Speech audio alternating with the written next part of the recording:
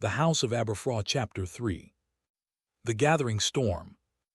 Deheubarth, 1136, 4 years later. Scene 1. Gwenllian. Gwenllian saw the smoke before the messenger reached her. It rose beyond the southern hills in a dark column beneath the pale winter sky. She stood outside the hall, watching it, when hoofbeats sounded along the road. A horse came through the gate hard, foam white upon its neck. The rider dismounted almost before it stopped. "My lady." "Where?" "South, near Kidwally." Gwenllian looked towards the smoke. "How many?" "We don't know." That meant too many to count quickly. "And Morris?" "Still gathering men." Her jaw tightened. Gruffud was away seeking support, while Norman forces pressed deeper into Deheubarth. He had told her to hold what they had. He had not told her what to do if holding it required battle. "How close?" "A few hours." One of the older warriors stepped forward. "We should wait." "For what?" "For Gruffud." "He isn't here." "For Morris, then. Give him time to gather the rest. And give the Normans time to burn another settlement." The man hesitated. "They want us to ride out." "Probably." "Then we'd be giving them exactly what they want." Gwenllian looked towards the smoke. Somewhere beneath it were homes. Families. People who trusted Gruffud to protect them. Trusted her. "How many men can we gather?" "Perhaps 200 quickly, more tomorrow." Another day of smoke. Gwenllian shook her head. "We ride today." "My lady." "With whoever comes." The warrior stared at her. "You have children." The word stopped her. For a heartbeat she saw them not as princes or heirs, but simply as her boys. Morgan trying desperately to appear older whenever his father watched. Maelgwn following him everywhere. The younger children too small to understand why armed men now crowded the yard. Gwenllian looked back at the warrior. "So do the women beneath that smoke." He had no answer. Her mail waited inside. A servant helped fasten it while another brought her sword. The weight settled across her shoulders. Gwenllian closed her hand around the hilt. She had been born a daughter of Gwynedd, a daughter of Gruffud ap Cynan. She had grown up hearing how her father had lost Gwynedd, crossed the sea, returned, failed, and returned again. If she had learned anything from him, it was that defeat began long before a battlefield if men decided resistance was hopeless. Outside, horses were being saddled. Morgan stood beside hers. Gwenllian stopped. "No." His face hardened. "I'm coming." "No. I can fight." "You can obey." "I'm not a child." "You are my son. So let me ride with you." For an instant she saw Gruffud in him. That made refusing harder. "You stay." "Father would let me." "Your father isn't here." The words came too sharply. She softened her voice. "That is why I need you here." Morgan's anger faltered.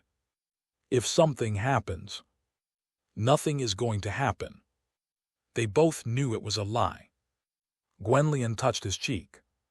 "Look after them." He swallowed, then nodded. By the time she mounted, men were gathering beyond the gate. Not enough.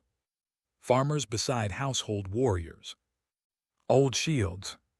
Spears of different lengths. A few bows. Men who had come because someone had to. Gwenllian rode before them. "If you want to wait for Gruffud, wait." Nobody moved. "If you want to wait until we have enough men to be certain of victory, wait." Still nobody moved. She pointed towards the smoke. "But they aren't waiting." Gwenllian turned her horse south. "Neither am I." For a heartbeat there was silence. Then came hoofbeats. Another horse joined her. Then another. By the time Gwenllian reached the road, the whole column was moving. The smoke remained ahead of them, disappearing whenever the road dipped only to return beyond the next rise. More men joined. Not many. Near Kidwally, the scouts returned. Gwenllian knew from their faces. How many?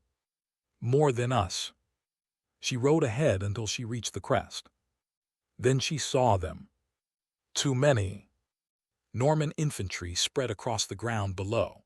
Mail caught the weak sunlight. Mounted warriors waited beyond them while banners moved in the wind. Men gathered behind Gwenllian. Someone whispered a prayer. She thought of her children, of Gruffydd somewhere far away, of her father facing armies stronger than his own. Gwenllian drew her sword. Stay together. The Norman line began moving. She lowered the blade. For D. Hubarth. The answer came behind her. For D. Hubarth. They charged. For a few moments, Gwenllian believed it might be enough. The first Norman line recoiled. Welsh spears drove men backwards. Then horns sounded. Mounted men appeared upon the flank. The Welsh line began to break. Hold! Too late. The charge struck. Men scattered. Gwenllian's horse screamed as something struck it. She hit the ground hard. Hands seized her before she could fully rise. She fought until someone tore the sword from her grip. Around her, Welshmen fled towards the hills. Others lay where they had fallen. A Norman soldier looked at her clothing. Then her face. The princess. Gwenllian stopped struggling. She understood. No ransom. No prison. Gruffydd would return and hear. Her children would hear. Her father would hear that another of his children was dead. For one moment she saw Aberffraw. Owain arguing with Cadwallon. Cadwallader laughing. Her mother calling them inside. Her father beside the hearth. Then Deheubarth returned. The land she had chosen. The home her children knew. When they forced her to her knees, Gwenllian did not resist. She thought of Gruffydd, of her children, and of the smoke rising over the hills. Let them remember why. The sword fell. Scene 2: A sister falls. Spring had scarcely reached Anglesey when the council gathered at Aberffraw. At the head of the long oak table sat Gruffydd ap Cynan, Prince of Gwynedd. Though the years had silvered his hair and slowed his step, there remained a quiet authority about him that filled the hall. Owain sat at his father's right hand. Around them gathered the principal lords of Gwynedd, together with stewards, captains, and churchmen who advised the prince. A rider stood before them. "You are certain it was him?" Owain asked. "As certain as I can be." "Where?" "Near the Dee, 3 days ago." Gruffydd's expression hardened. "Cadogan ap Goronwy." The rider nodded. 4 years had passed since Cadogan murdered Cadwallon upon the road from Powys. 4 years of rumors. Sightings. Men sent east only to discover Cadogan had already moved on. Each time Gwynedd seemed close to finding him, he disappeared again. "Who was with him?" Gruffydd asked. "4 men that I saw, perhaps more." "Whose men?" "I don't know." Gruffydd leaned back. "And Madog?" The rider shook his head. "Nothing, my prince." That question had followed Cadwallon's murder from the beginning. Cadwallon had been killed in Powys only days after Madog ap Merdud inherited his father's kingdom. The timing had been impossible to ignore. So Gruffydd had investigated. But 4 years had produced nothing. No payment. No messenger. No order. Nothing connecting Madog to the ambush. Owain looked towards his father. If Madog had been behind it, something would have surfaced by now. Gruffydd nodded slowly.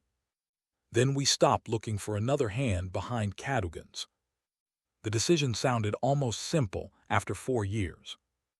Cadogan had killed Cadwallon because Cadwallon had destroyed his family. Blood had answered blood.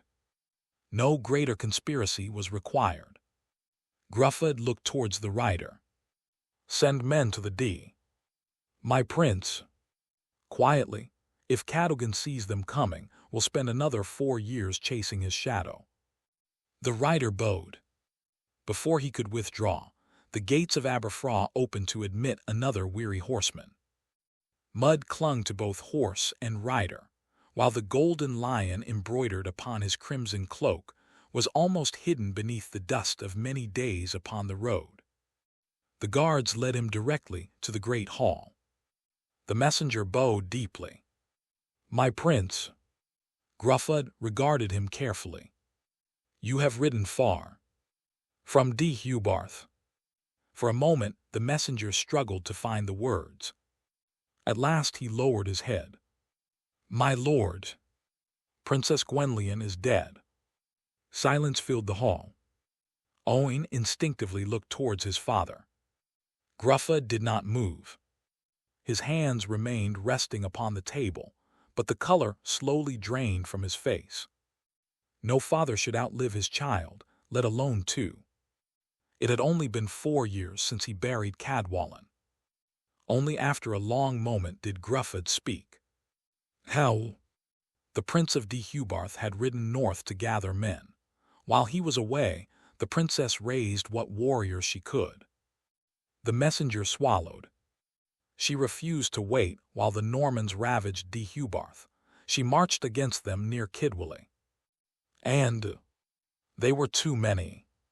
He lowered his eyes.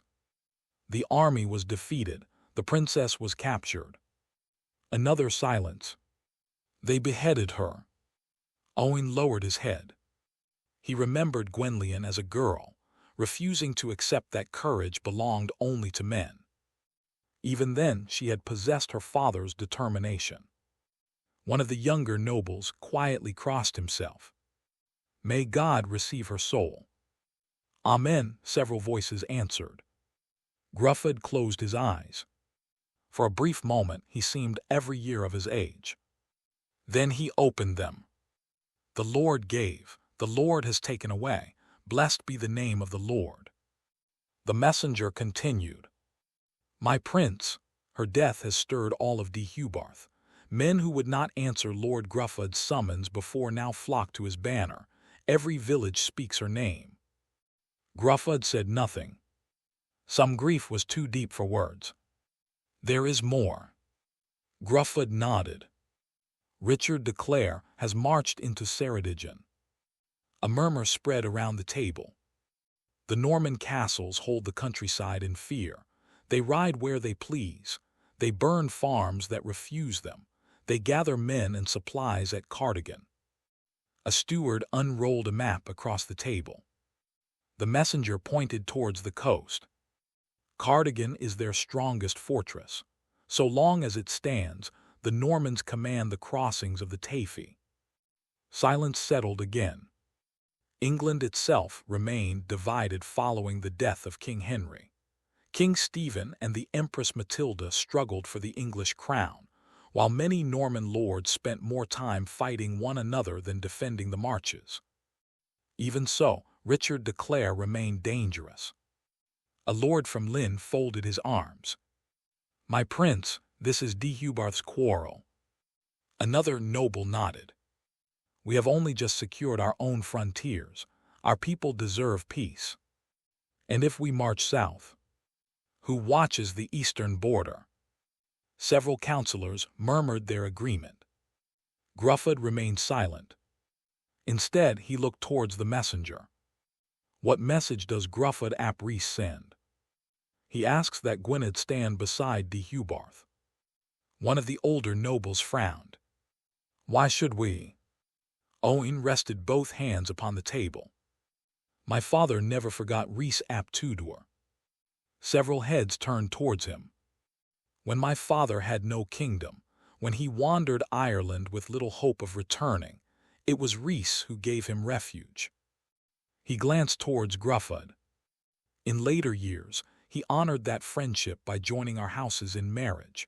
Our alliance is written in blood as well as oath. Owen rested his hand upon the map beside Ceredigion. There is another reason. His hand moved north. If the Normans strengthen their hold here, they will not stop at the Teifi. The lord from Lynn frowned. So we fight another man's war. Owen shook his head. No, we prevent it from becoming our own. The chamber fell quiet. The messenger spoke one final time. Before leaving Deheubarth, Lord Gruffud entrusted me with these words. He looked directly at the prince. If Ceredigion falls today, another kingdom will stand alone tomorrow. Gruffud looked slowly around the chamber. His daughter was dead. Her husband stood alone. The friendship he had forged with Rhys ap Tudor all those years before was being tested. At length he rose. You have heard my son. His voice was quieter than usual, but no less certain. When I had neither land nor crown, Rhys ap Tudor gave me refuge. I never forgot that kindness. He looked towards the messenger. Nor shall Gwynedd forget it now. His eyes settled upon Owen. Take our army south. Owen rose immediately. I will. Send word to Cadwallader. Summon the cantrefs. The banners of Gwynedd will ride with Deheubarth. Owen rested his hand upon Ceredigion. This war began with my sister's death. His voice remained calm. It will not end there. Around the table, the councillors rose as stewards hurried to carry the prince's orders across the kingdom. Within the week, the armies of Gwynedd would march south. Scene 3: The march south. Within a week, the banners of Gwynedd were ready to move south. The courtyard of Aberffraw was filled with the sounds of men and horses preparing for war. Armor was buckled into place. Spear shafts were stacked beside waiting companies. Pack horses stood laden with sacks of grain, salted meat, and spare weapons, while blacksmiths made their final inspections before the army departed. Above them all, the great dragon banner of Aberffraw stirred in the spring wind. Before the first company marched through the gates, Gruffud ap Cynan emerged from the great hall. Conversation faded. Though age had bowed his shoulders and silvered his hair, every warrior gathered there had once followed him through the mountains of Gwynedd. Some had ridden beside him when he returned from exile. Others had fought beneath him against Norman earls and rival princes. Even the youngest men knew they stood before the prince who had reclaimed the kingdom they now served. Gruffud walked slowly towards Owen. Neither man spoke. At length, the old prince rested a hand upon his son's shoulder. Bring our men home. Owen bowed his head. I will. Gruffud looked beyond him towards the waiting army. Fight well. Fight honorably.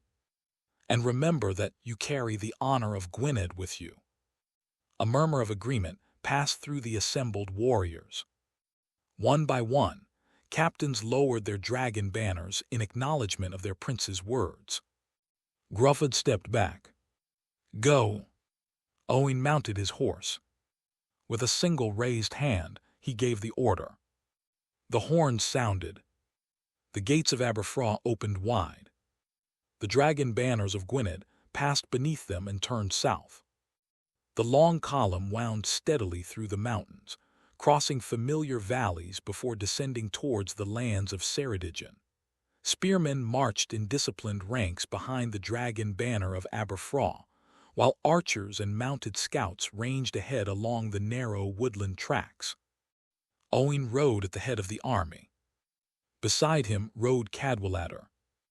Though several years younger than his brother, he carried himself with easy confidence. He greeted the passing warriors by name, laughing readily and promising the younger men that they would soon have stories worth telling. You think Richard will stand and fight? Cadwallader asked. He must, Owen replied.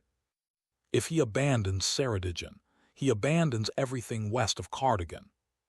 Cadwallader smiled. Then let him come. After several days, they reached the borders of Deheubarth. Another army was already waiting. The crimson and gold lion banners of Gruffydd ap Rhys fluttered above several hundred warriors gathered beside the river Teifi. Though smaller than the host from Gwynedd, they stood ready beneath their own princes and captains. Gruffydd rode forward as Owain approached. At 46 years of age, Gruffydd ap Rhys bore the marks of a lifetime spent fighting to reclaim his father's kingdom. Tall and powerfully built, with dark hair streaked by the first touches of gray and a full beard weathered by years of campaigning, he carried himself with the quiet authority of a man who had earned the loyalty of his people rather than inherited it. His keen brown eyes held both determination and sorrow, for scarcely a year had passed since his wife, Gwenllian, had fallen in battle against the Normans. "My friend," Owain smiled warmly. "It has been too long." "It has." The two princes clasped forearms before turning towards the assembled armies. "You've brought many men," Gruffydd observed. "Gwynedd could spare them, and I thank God for it." Together they rode ahead of the two armies, while the columns slowly merged behind them. For a time neither man spoke. At last Owain broke the silence. "I wish I had reached her in time." Gruffydd kept his eyes upon the road ahead. "So do I."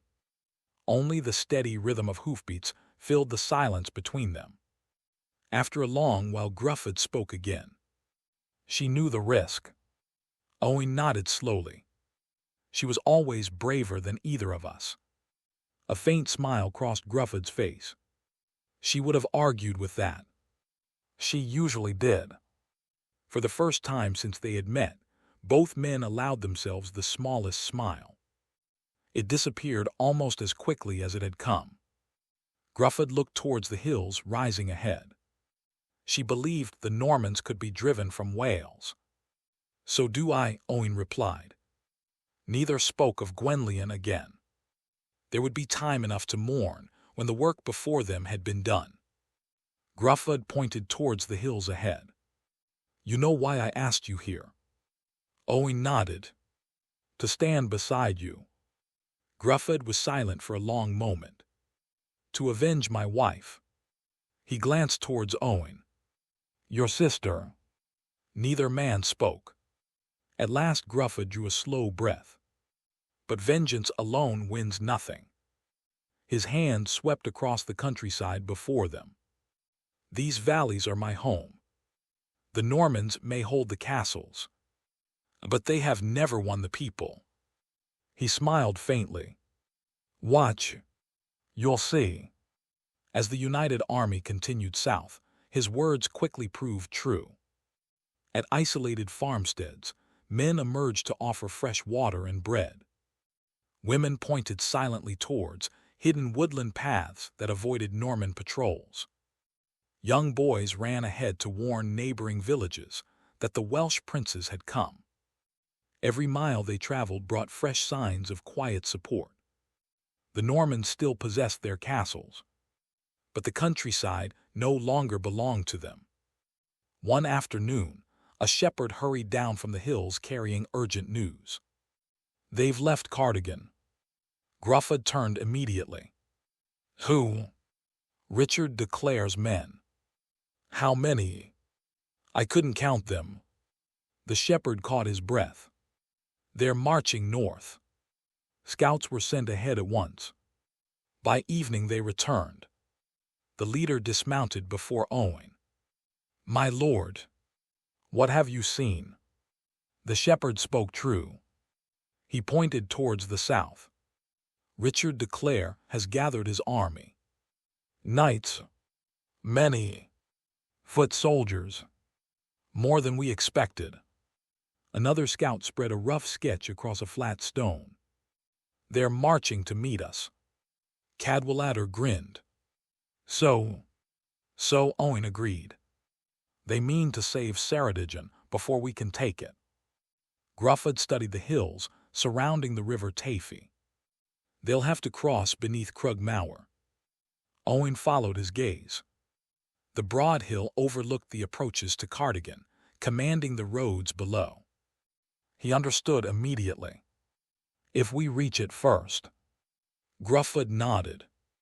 They'll have no choice but to attack. For a moment, the three princes stood in silence, each studying the ground where the fate of Ceredigion would soon be decided. At last Owen rolled up the map. Then we march at first light. No one objected. The time for planning had ended. Richard de Clare had assembled his army. The princes of Gwynedd and de Hubarth had assembled theirs. Battle was now unavoidable. Scene 4, Crug Mawr. The Welsh reached Crug Mawr before the Normans. The broad hill rose above the surrounding countryside, overlooking the road leading north from Cardigan. Beyond it, the river Tafy wound through the valley towards the sea, while dense woodland bordered the lower slopes. Gruffud reined in his horse. "This is where we'll meet them." Owen studied the ground. The hill was steep enough to break the momentum of a mounted charge, yet broad enough for their own warriors to deploy without crowding one another. "It will do." Cadwallader smiled. "It will do very well." Throughout the afternoon, the Welsh prepared their positions. Spearmen formed ranks across the crest of the hill. Archers concealed themselves amongst the trees upon either flank. Scouts watched every approach from the south. Before sunset they returned. "My lord." Owen looked up. "They're coming." "How far?" "Less than half a day's march." Owen nodded. "They'll reach us tomorrow." That night campfires burned across the hillside. Few men slept deeply. At first light, the Norman banners appeared. Richard de Clare's army emerged from the morning mist, its mounted knights riding proudly before long lines of mailed infantry. Sunlight caught the polished helmets of the cavalry as they advanced steadily towards the Welsh position. Owen watched from the crest of the hill. "They're confident." "They've always trusted their cavalry," Gruffud replied. Cadwallader rested a hand upon the hilt of his sword. "They'll find this hill less welcoming than the plains." The three princes gathered around a rough sketch of the battlefield. Gruffud pointed towards the center. "My men will hold here." Owen nodded. "I'll take the right." Cadwallader smiled. "Then leave me the left." Owen looked at his younger brother. "Hold your ground until the moment comes." "I know." "No heroics." Cadwallader laughed. "I'll try to disappoint you." The brothers clasped forearms before returning to their commands. Owen walked along his line. Every face looked towards him. Every shield stood ready. He drew his sword. "For Gwynedd." The reply rolled across the hillside. "For Gwynedd." Moments later, Gruffud raised his own. "For de Hubarth." Hundreds of voices answered. The Norman horns sounded below. The battle had begun. Richard de Clare ordered his infantry forward first, climbing steadily towards the Welsh line beneath a growing storm of arrows. Men stumbled upon the steep hillside as shields locked together, and the distance between the armies disappeared. Steel crashed against steel. The center held. Again the Normans pressed forward. Again the Welsh line refused to yield. On the right, Owen saw the Norman cavalry attempting to work around the flank. He gave a single command. "Now!" Hidden archers rose from the woodland and loosed a volley into the advancing horsemen.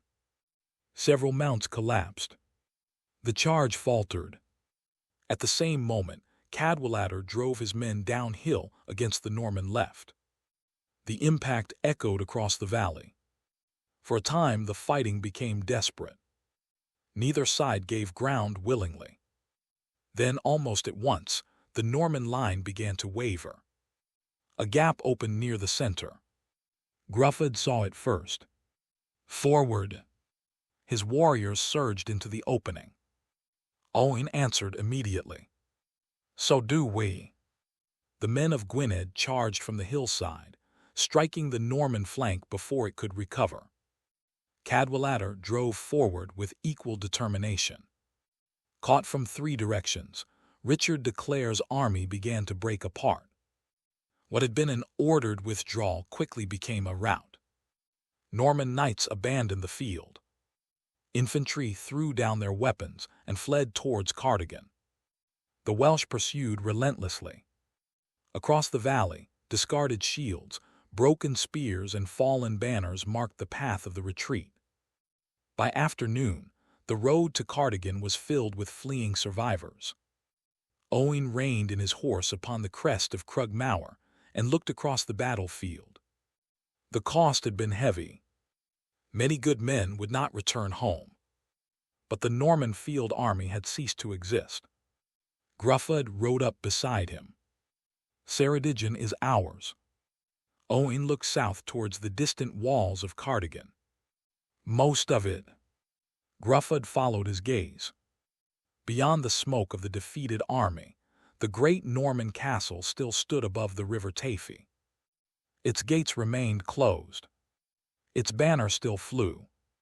Owain lowered his sword. Then we aren't finished yet. Scene 5: The Fall of Ceredigion. The victory at Crug Mawr transformed the campaign almost overnight. News of Richard de Clare's defeat spread faster than the Welsh army itself. By the time Owain and Gruffydd marched south from the battlefield, many Norman garrisons had already abandoned their smaller outposts. Some slipped away under cover of darkness. Others surrendered without resistance, knowing no relief would come while the Norman field army lay broken across the slopes of Crug Mawr. Village after village welcomed the returning Welsh princes. Church bells rang as the army passed. Old men emerged from their homes carrying forgotten banners. Children ran alongside the marching column, cheering as the dragon standards of Gwynedd and Deheubarth drew nearer. For years, the countryside had lived beneath Norman rule. Now it belonged to the Welsh once more. Cadwallader rode alongside Owain, smiling as another small earthwork was abandoned before they reached it. They're running. They've lost their army, Owain replied. They've lost more than that. He looked across the surrounding hills. They've lost the people's obedience. Every mile south confirmed it. Norman tax collectors had disappeared. Local Welsh lords openly declared for Gruffydd. The roads that only days before had belonged to the marchers now carried Welsh banners without opposition. Only one place still defied them: Cardigan. The town came into view late the following afternoon. Smoke already drifted above its rooftops where retreating Norman soldiers had abandoned storehouses and workshops in their haste to reach the castle. Others attempted a final defense amongst the narrow streets before being overwhelmed by the advancing Welsh. The fighting was brief. By sunset, the town belonged to the victors. Years of resentment found their release. Warehouses built to supply the Norman garrison were broken open. Timber buildings associated with the occupation were stripped and set alight. Flames spread quickly from roof to roof until much of the settlement burned beneath a darkening sky. Owain watched in silence. War always left scars. Even victory carried its own cost. Beyond the burning town, however, one fortress remained untouched. Cardigan Castle stood upon its rocky position above the river Teifi, its great stone walls rising beyond the reach of fire. Behind them, Norman soldiers hurried along the battlements while archers watched every movement below. The great gates remained firmly shut. Gruffydd studied the castle for a long moment. It won't fall as easily. No, Owain agreed. It won't. The following morning, beneath a white banner of truce, Owain and Gruffydd rode forward with only a handful of companions. A Norman knight appeared above the gatehouse. "My lady wishes to hear your terms." Owen raised his voice. "Richard de Clare's army has been destroyed. The countryside has returned to Welsh rule. There is no profit in further bloodshed. Surrender the castle. Your garrison will be permitted to leave unharmed." The knight disappeared. Several long minutes passed. At last he returned. "My lady refuses." Silence followed. Gruffydd looked towards the battlements. "You would condemn your men for a castle already lost." The answer came back without hesitation. "Cardigan Castle still belongs to the Earl." Owen nodded slowly. "So be it." Without another word, he turned his horse. Behind him, the heavy gates closed once more. The sound echoed across the valley. Cardigan town had fallen. Much of Ceredigion had returned to Welsh rule. But the greatest Norman fortress in the province still stood. The campaign was not yet over. Scene 6: The castle that holds. The Welsh camp settled outside Cardigan. Beyond the earthworks and timber palisades, the great Norman fortress stood silent above the river Tafy. Its stone walls had withstood more than one attack in years gone by, and its defenders showed no sign of surrender. Owen had no intention of wasting lives. On the first morning, he sent a herald beneath a white banner. The messenger halted before the gate. "My lord offers honorable terms." A Norman knight appeared upon the battlements. "What terms?" "Surrender the castle. Your lives will be spared. You may depart with your arms and possessions." The knight laughed. "I'll give your prince an answer." He disappeared. A moment later, a single arrow struck the ground before the herald's horse. The gate remained closed. The messenger returned. "They've refused." Owen nodded. "They've chosen tomorrow." The siege began. No reckless assault followed. Instead, the Welsh surrounded the fortress. Roads leading to the castle were blocked. Supply wagons were intercepted before they reached the gates. Messengers attempting to ride east were hunted down by mounted patrols. Carpenters raised timber shelters, while earthworks slowly crept closer to the walls. Each passing day tightened the noose. From the battlements, the Norman garrison watched in silence. Within the Welsh camp, patience became another weapon. Several days later, scouts returned at speed. Their horses were lathered with sweat. Owen gathered his captains immediately. "What have you seen?" The scout pointed east. "Norman banners." "How many?" "Enough. They're marching towards Cardigan." The council fell silent. Gruffydd ap Rhys rested both hands upon the table. "We've waited this long. A few more days may bring the castle." Owen studied the map. "If relief reaches the walls, we'll be trapped between the castle and a fresh army." Cadwallader frowned. "We've beaten Richard once. We can do so again." "Perhaps." Owen looked around the gathering. "But why should we?" No one answered. He rested a finger upon the countryside surrounding Cardigan. "What did we come here to achieve?" "Ceredigion," one captain replied. "And who holds it now?" "The Welsh. The countryside is ours. The lesser castles have fallen. The people have declared for us." He looked towards the stone fortress. "Only these walls remain." Gruffydd considered the words carefully. At length he nodded. "The campaign has achieved its purpose. Ceredigion has been recovered. To gamble the army beneath these walls would risk losing everything we've gained." One by one, the captains murmured their agreement. Cadwallader was the last. Finally, even he inclined his head. "The siege is ended." Orders spread quickly through the camp. The siege works were abandoned. Wagons were loaded. The dragon banners were raised once more. Behind them, Cardigan Castle remained in Norman hands. Beyond its walls, Ceredigion did not. As Owain mounted his horse, he looked back once towards the fortress. He wondered whether his father would have made the same choice. He hoped so. The army turned north. The campaign was over. The victory remained theirs. Scene 7, the Prince's Council. The Welsh camp remained outside Cardigan for one final night. Though the siege had been abandoned, the campaign had achieved everything the princes had hoped for. Across much of Ceredigion, Norman authority had collapsed. Local Welsh lords had returned to their lands, churches once more answered to Welsh princes, and only the great fortress at Cardigan continued to fly the Norman banner. As dusk settled over the valley, Owain, Gruffydd ap Rhys, and their leading nobles gathered inside a timber manor, recently abandoned by its Norman lord. A broad oak table had been carried into the hall.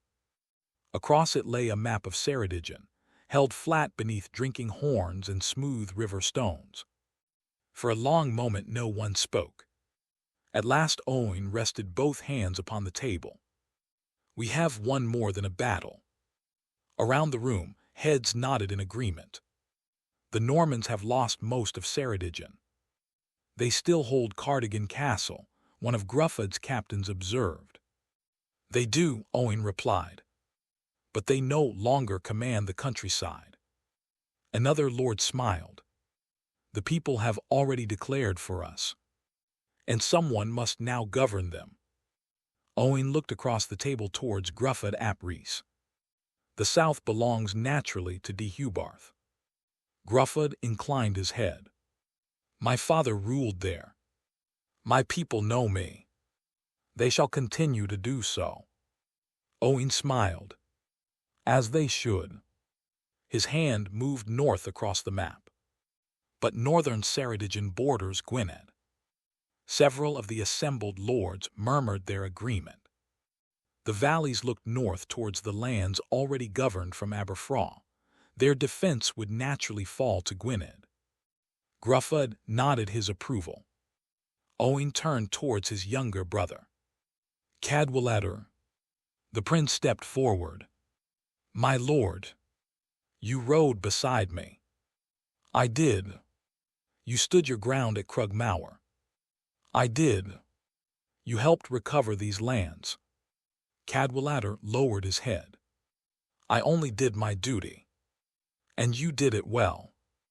Owain rested his hand upon the northern half of Ceredigion. "You won these lands beside me." He placed a smooth stone to mark the area. "When we return to Aberffraw, I'll ask our father to confirm you as Lord of Northern Ceredigion." For a moment Cadwaladr simply looked at him. Then he stepped forward and knelt. "It will be an honor." Owain placed a hand upon his brother's shoulder. "No man has earned it more." Several of the older nobles nodded their approval. The campaign had carried Gwynedd further south than ever before. The new frontier would require a trusted prince to defend it. Few doubted Cadwaladr's courage. The discussion turned to practical matters. Existing Welsh laws would be restored. Church lands would be protected. Local Welsh lords would retain their holdings, provided they recognized the authority of their new princes. The conquest would not be secured by the sword alone. It would be secured by good government. As the meeting drew to a close, Gruffydd ap Rhys stepped towards Owain. "Our fathers stood together." Owain nodded. "And so have we." The two princes clasped forearms. "May God keep Gwynedd," Gruffydd said. "And Deheubarth," Owain replied. The following morning the armies separated. Gruffydd rode south to restore his father's kingdom. Owain turned north towards Aberffraw. Behind them, Cardigan Castle still flew the Norman banner. But beyond its walls, Ceredigion belonged to the Welsh once more. Scene 8, Homecoming. The journey north took many days. The banners of Gwynedd wound once more through the valleys of Ceredigion, before climbing into the mountains that separated the south from the lands of Aberffraw. Wherever they passed, villagers emerged from their homes to watch the victorious army go by. Some offered bread and ale. Others simply bowed as the dragon banners passed. The news had traveled ahead of them. Richard de Clare's army had been broken. Most of Ceredigion had returned to Welsh rule. For the first time in many years, Welsh princes governed lands that had long lain beneath Norman domination. When the army finally crossed back into Gwynedd, the welcome grew louder. Church bells rang in villages along the road. Children ran beside the marching warriors, pointing excitedly towards the returning dragon banners. By the time Aberffraw came into view, the palace gates already stood open. The entire household had gathered in the courtyard. At their head stood Gruffydd ap Cynan. Though age had silvered his hair and slowed his movements, he still carried himself with the quiet dignity of the prince who had reclaimed Gwynedd from exile. Beside him stood Angharad, while the nobles and servants of Aberffraw crowded behind them. Owain dismounted and crossed the courtyard. For a moment, father and son simply looked at one another. Then Gruffydd stepped forward and clasped Owain's forearm. "Welcome home." Owain smiled. "We've brought good news." "So I've heard." Gruffydd looked beyond him towards the returning army. Richard de Clare defeated. Most of Ceredigion recovered. His eyes returned to his son. "You've honored Gwynedd."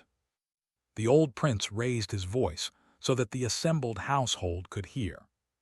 "Today, the sons of Gwynedd have shown all Wales what can be achieved when Welsh princes stand together." A great cheer rose from the courtyard. Warriors struck spear against shield. Servants smiled proudly as the dragon banners passed beneath the gates. Only then did Gruffydd release his son's arm. "Come. The hall has waited long enough." The great hall soon filled with laughter and conversation. Ale flowed freely. Fresh bread and roasted meat appeared from the kitchens, while servants hurried between the tables. Veteran warriors retold the story of Crug, each account growing slightly grander than the last. Every mention of Richard de Clare's defeat was met with cheers, while Cadwallader laughed as one captain insisted he had charged 3 Norman knights at once. Gruffydd listened with quiet satisfaction. From time to time he glanced towards Owain. He had spent a lifetime rebuilding the kingdom he would one day leave behind. Looking around the hall, he could finally believe it would endure. Even Owain could not help but smile. The victory belonged to every man in the hall. Yet as the evening wore on, he found his thoughts drifting elsewhere. Excusing himself quietly, he left the celebrations behind. By the time he returned, the great hall had almost emptied. Only a handful of servants remained, clearing away wooden cups and platters while the great hearth burned low beneath the banners of Aberffraw. At the center of the hall, the long council table still stood where it had been left before the campaign. The great map of Wales remained spread across its surface, held flat beneath carved stones and a single flickering candle. Owain walked slowly towards it. For a long moment he simply stood in silence. When his father had first returned from Ireland, Gwynedd had been a kingdom fighting for its survival. Every year had brought another struggle against rival princes or Norman lords pressing in from the east. Gruffydd had spent a lifetime reclaiming what had once belonged to his family. Owain rested his hand upon the map. Anglesey, Arfon, Arlechwyd, Lynn, Meirionydd, Rose, Rufoniog, Tejingle, the lands his father had fought so hard to unite. His fingers traveled further south. Ceredigion. For the first time, Gwynedd's influence reached beyond the kingdom his father had restored. They were no longer simply defending their borders. They were shaping new ones. Owain allowed himself a quiet smile. For the first time, he understood why his father had looked beyond Gwyned's frontiers. His eyes settled upon the carved stone marking Cardigan. The castle still stood. Its Norman banner still flew above the walls. One day, he reached down and gently moved the carved marker representing northern Ceredigion into the lands of Gwynedd. It was only a small movement across a map. Yet it marked the greatest expansion of the kingdom since his father had reclaimed it. The candle flickered softly. Owain looked once more across the whole of Wales before lowering his hand. There would be more campaigns, more castles, more victories. He thought of the pride in his father's eyes as the army had returned through the gates of Aberffraw. That alone made every mile of the march worthwhile. He pinched out the candle. Darkness settled across the hall.